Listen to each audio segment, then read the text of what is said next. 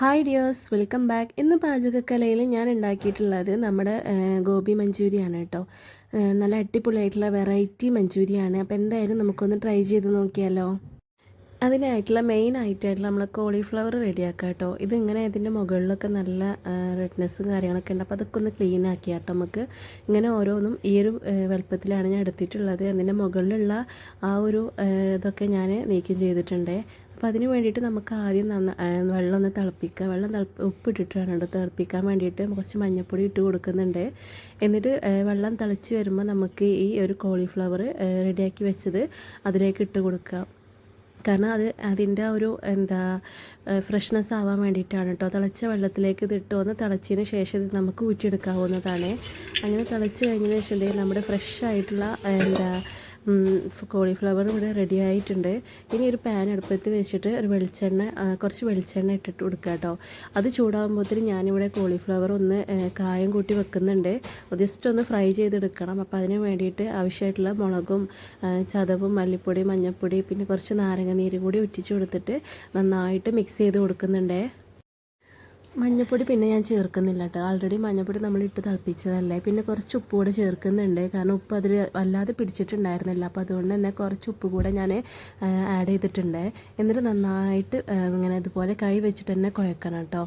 എന്നിട്ട് നമ്മളപ്പോഴേക്ക് ഉള്ളി ഇവിടെ റെഡി ആയിട്ടുണ്ട്. ഞാൻ പാന് മാറ്റിയിട്ടുണ്ടായിരുന്നു. കാരണം അതിൽ എല്ലാം കൂടെ ആവില്ല. ഞങ്ങൾ വലിയ കുടുംബമായതുകൊണ്ട് തന്നെ കുറച്ചധികം ഉണ്ടാക്കണം. അപ്പോൾ നമ്മൾ ഉള്ളി നന്നായിട്ട് മുരിഞ്ഞ് വന്നിട്ടുണ്ട്. ഈ ഒരു ബ്രൗണിഷ് കളർ ആവുന്നത് വരെ നന്നായിട്ട് നമ്മൾ ഉള്ളി വാട്ടിയെടുക്കണം കേട്ടോ. എന്നിട്ട് നമ്മൾ അരിഞ്ഞു വെച്ച തക്കാളി കൂടെ ഇതിലേക്ക് ഇട്ട് കൊടുക്കുന്നുണ്ട്. തക്കാളി ഇട്ട പാടെ തന്നെ ഞാൻ ക്യാപ്സിക്കം കൂടി ഇട്ട് കൊടുക്കുന്നുണ്ട് കേട്ടോ. നമ്മുടെ കയ്യിൽ എന്തൊക്കെയാണ് ഉള്ളതെന്ന് വെച്ചാൽ പച്ചക്കറി ഒരുവിധമൊക്കെ അതിൽ ചേർക്കാവുന്നതാണ്. പിന്നെ ഞാൻ ഇതിലിട്ട് കൊടുക്കുന്നത് നമ്മുടെ ഗോബി മഞ്ചൂരിയിലെ ഒരു മിക്സാണ് കേട്ടോ. അത് ഞാൻ പുറത്തുനിന്ന് വാങ്ങിയതാണ്. അതും കൂടി ഇട്ട് കൊടുക്കാൻ ഞാൻ മറന്നു പോയിട്ടുണ്ടായിരുന്നു ഈ ഒരു കായം കൂട്ടിയ സമയത്ത്.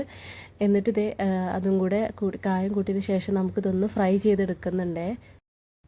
ഈ ഫ്രൈ ഇവിടെ ആകുമ്പോഴേക്കും നമ്മുടെ ഉള്ളിയും തക്കാളിയും അപ്പുറത്തെ സൈഡിൽ വെന്ത് വരുന്നുണ്ട് കേട്ടോ. അങ്ങനെ ഈ ഫ്രൈ ചെയ്ത നമ്മുടെ ഈ ഒരു കോളിഫ്ലവർ ഈ ഒരു പാനിലേക്ക് നമ്മൾ ഇട്ട് കൊടുക്കുന്നുണ്ട്. ആ ഫ്രൈയിലേക്ക് നമ്മൾ കുറച്ച് എല്ലാ പൊടികളും ചേർത്തിട്ടുള്ളൂ. ബാക്കി പൊടികളൊക്കെ നമ്മുടെ ഈ ഉള്ളിലേക്ക് ചേർക്കുകയാണ് കേട്ടോ. നമ്മുടെ ഗോബി മഞ്ചൂരിയൻ മിക്സും കൂടെ ഇതിലേക്ക് ചേർക്കുന്നുണ്ട്. ഈ പൊടി നല്ലൊരു ടേസ്റ്റാണ് കേട്ടോ. അപ്പം നമുക്ക് റെസ്റ്റോറൻറ്റ് സ്റ്റൈലിലുള്ള ഒരു ഗോബി മഞ്ചൂരിയാണ് നമുക്ക് കഴിക്കാൻ കിട്ടുന്നത് കേട്ടോ. അങ്ങനെ നന്നായിട്ട് ഇളക്കിയതിന് ശേഷം കുറച്ച് കോളിഫ്ലവർ കൂടി ആവാനുണ്ടായിരുന്നു കേട്ടോ. അപ്പോൾ അതും കൂടി വെന്തതിന് ശേഷം ഈ മിക്സിലേക്ക് ആഡ് ചെയ്തതിന് ശേഷം നന്നായിട്ട് നമുക്ക് അടച്ച് വെച്ചിട്ട് ചെറു തീയിലിട്ടിട്ട് ഒന്നുകൂടെ വേവിച്ചെടുക്കുന്നുണ്ട്.